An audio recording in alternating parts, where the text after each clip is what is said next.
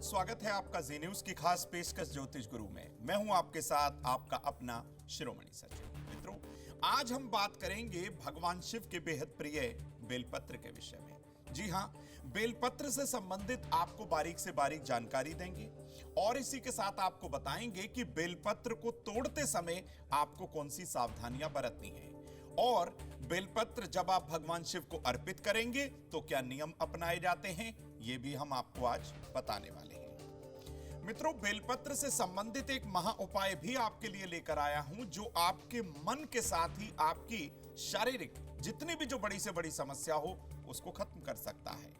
तो मित्रों, सबसे पहले हम जान लेते हैं कि जो बेलपत्र है भगवान शिव को बेहद प्रिय क्यों है। देखिए, हमारे हिंदू धर्म में भगवान शिव को सबसे दयालु और जल्दी प्रसन्न होने वाला देवता माना गया है। सभी शारीरिक, मानसिक और आर्थिक समस्याओं को खत्म करने के लिए भगवान शिव की पूजा अर्चना सर्वश्रेष्ठ मानी गई है। आपको कोई शारीरिक व्याधि है तो आप भगवान शिव की उपासना करिए, आपके रोग समाप्त हो जाएंगे। अगर आप मानसिक पीड़ा झेल रहे हैं तो भाई कुंडली का कमजोर चंद्रमा भगवान शिव की पूजा अर्चना से मजबूत हो सकता है और आपकी मानसिक समस्याएं खत्म हो सकती हैं। तो इसी कारण भगवान शिव की पूजा अर्चना सर्वश्रेष्ठ मानी गई है।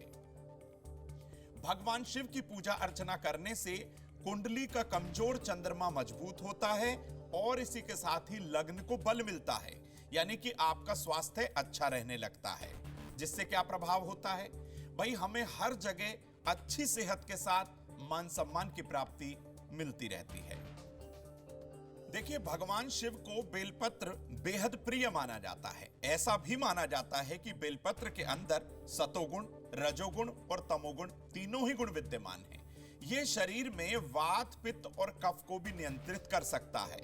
यदि अगर वात की समस्या है, भगवान शिव की शरण में जाइए, बेलपत्र अर्पित करिए, वात की समस्या खत्म हो जाएगी।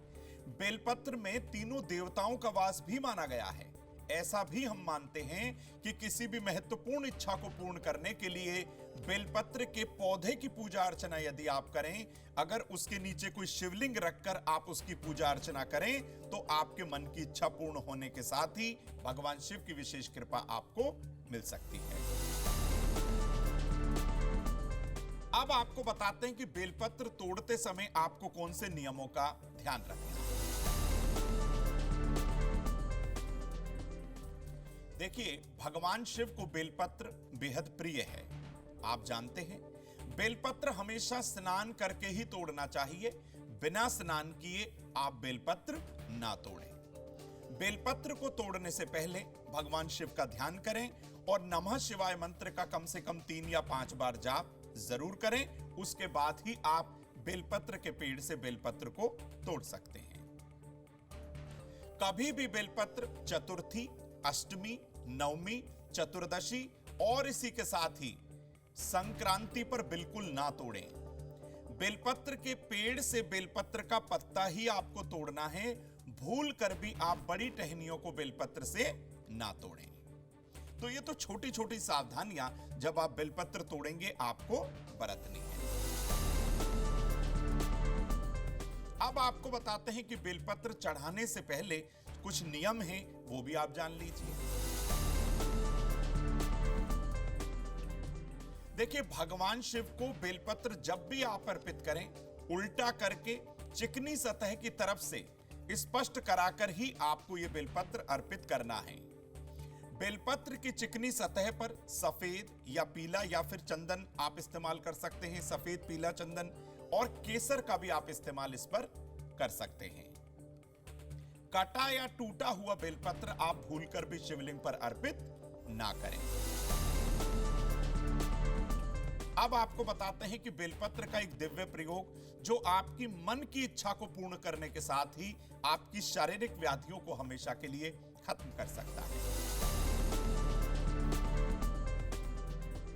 देखिए, भगवान शिव की विशेष कृपा या किसी विशेष कामना की पूर्ति के लिए आप अपनी उम्र की बराबर की संख्या में बेलपत्र ले लीजिए। आप 28 साल के हैं तो 28 बेलपत्र लीजिए। अगर आप 50 साल के हैं तो आप 50 की संख्या में साबुत बेलपत्र ले लीजिए। सभी बिल्व पत्र को शुद्ध गंगा जल से स्नान कराइए, कपड़े से पोंछिए, साफ कर लीजिए। अब सफेद या पीले चंदन में गंगा जल मिलाइए। प्रत्येक पत्ते के तीनों पत्तों पर आपको राम राम लिखना है और प्रदोष काल में शिवलिंग पर उल्टा करके अपने मन की कामना बोलते हुए आप अर्पित कर दीजिए। मित्रों, यकीन मानिएगा ये छोटा सा महा उपाय आपके लिए चमत्कारिक जरूर साबित होगा। आपके मन की इच्छा पूर्ण होने के साथ ही आपकी शारीरिक व्याधियां हमेशा के लिए खत्म हो जाएंगी।